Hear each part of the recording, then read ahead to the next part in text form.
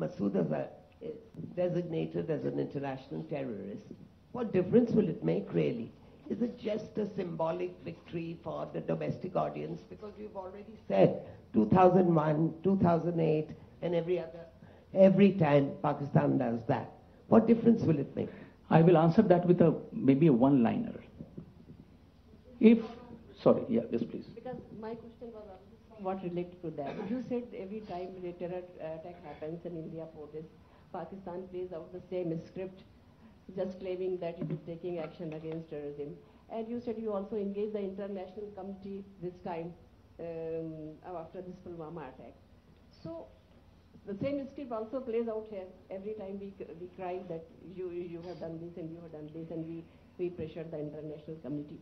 So what is the fundamental issue, and did the international committee this brought up this resolution of the Kashmir issue when you took up this terror attack with? No, I mean, of course, straight away I can deny that. I mean, there's no linkage at all. Now, let me tell you, I mean, you were talking about the difference. Our air strike on 26th February, which we have very clearly said that this was a non-military counter-terrorism strike, it has achieved the intended objective. Now, the question is what objective? It has demonstrated our firm resolve that we will take action, decisive action, against cross-border terrorism. So I think that is very clear. I think there's no doubt on that. What was your question? Yes, I think you see the fact that Pakistan has been trying to get out of this and opposing the designation of Masood Azhar as a designated terrorist under 1267 Sanctions Committee. It speaks for itself. So there are several things which comes with the designation, and that is the reason why why we have been kind of working with international partners to ensure that Masood Azhar is designated as a terrorist under the UNSC 1267 committee. No, but it is important to, when the organization is under sanction, it is also important that the chief, Jaish-e-Mohammed chief, also is designated as a terrorist by the UNSC Sanctions Committee. And now Pakistani leadership, they have gone on record about the presence of Jaish-e-Mohammed in Pakistan. Number two, in Foreign Minister's interview with CNN, repeatedly this question was posed to the Foreign Minister, referring to Jaish-e-Mohammed as the chief, or Masood Azhar as the chief of Jaish-e-Mohammed. There was not a single time that the Pakistani Foreign Minister contradicted the question posed, to him that he is not the chief of Jaish-e-Mohammed. So we are very clear. Jaish-e-Mohammed is in Pakistan. The chief is in Pakistan.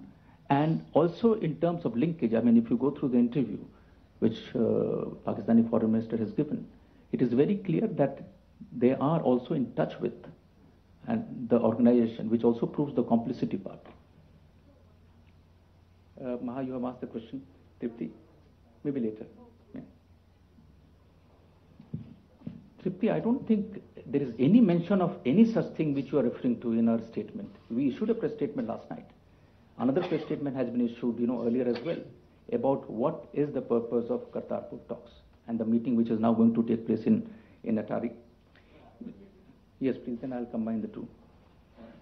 So given the situation that is existing between India and Pakistan right now, and given all the backdrop, do you think that time is conducive for both the countries to go ahead with these talks on the Kartarpur corridor? You see, you have to understand the objective and the purpose of Kartarpur talks. It is not a resumption of bilateral dialogue. I think let me make it very clear that it is not in any way a resumption of a bilateral dialogue.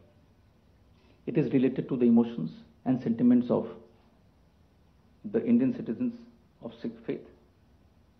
And our decision to meet, it reflects our strong commitment to operationalize the Kartarpur Sahib corridor on the occasion of 550th birth anniversary of Guru Nanak Dev Ji, and also to meet the long pending demand of, as I mentioned, the Indian citizens of Sikh faith, to have easy and smooth access to the holy Gurudwara Kartarpur Sahib. Pakistan had cast some doubts on the meeting. We had never said that the meeting will not be held. So you have to understand the objective of the meeting. I think this has nothing to do with any kind of resumption of bilateral talk. This is to respect the sentiment and the will of the Indian citizens of Sikh faith. This has been a long pending demand, and this meeting is going to only address that part, which we have announced in the press release. We are happy that now the Pakistanis are coming for this meeting on the 14th.